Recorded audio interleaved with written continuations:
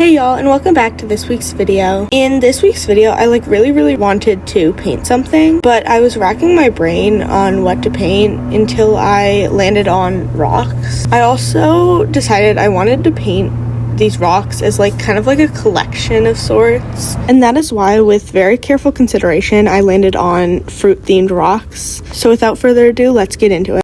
I'm first starting off this project by pushing all the rocks aside, because I actually first want to make a ceramic fruit bowl for them all to sit in once they're done. Quick disclaimer for the fruit bowl, I am no expert at clay. I had no idea what I was doing. I kind of just was molding the clay and hoping it would kind of form a bowl. As you can see by the way I was flattening it, I was just trying to get it smooth before folding it back into a bowl. I think the end result looks really cool, but once again, I'm no expert in clay, so if you think there's a better way I could have done it, there most certainly is, but unfortunately it's too late for that now. Now, going in with paint on the bowl, I decided to keep the paint job relatively simple just because the shape of the bowl was relatively difficult to get 100% painted, which is why, as you can see, I mostly just stuck to blue for the inside and then a darker shade of blue for the outside. I do think it looks really pretty, and also I selected blue just because I thought it would stand out better with the fruit, and overall I think it looks really pretty, just plain and simple.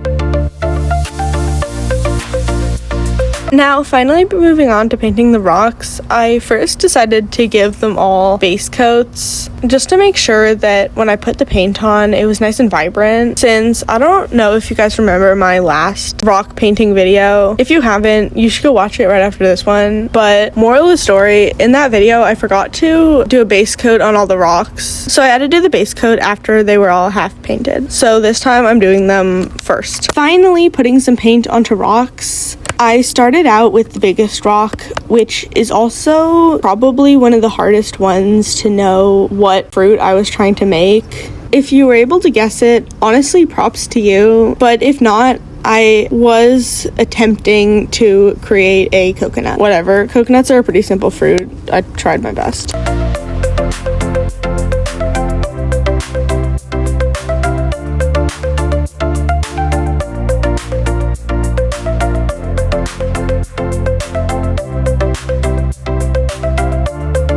The next rock is probably one of my favorites because the design is just so clean and simple, and it's really easy to tell what it is. As you might already have guessed, maybe not, I don't know, I am making a dragon fruit. Normally, I don't like doing the tiny details, but they were really fun on this one, probably because they turned out really good, in my opinion.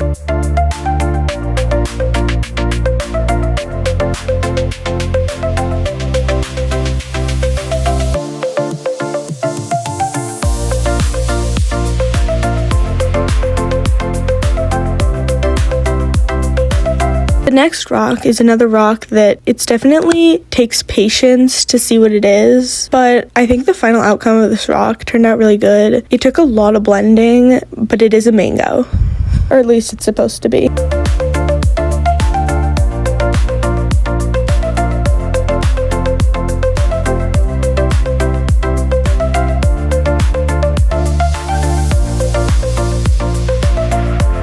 Quickly moving along to the tiniest rock of all of them, this rock was pretty quick to create. However, it was really difficult to get the lines straight. It is supposed to be a lime, but I don't know how the little white line, pulp line, whatevers really look.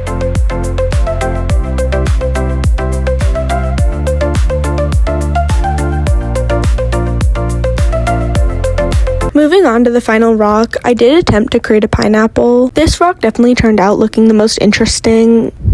I think personally the final result looks not bad. It kind of looks pineapple-esque, but comment down below what you guys think because IDK. My thoughts are maybe if you squint.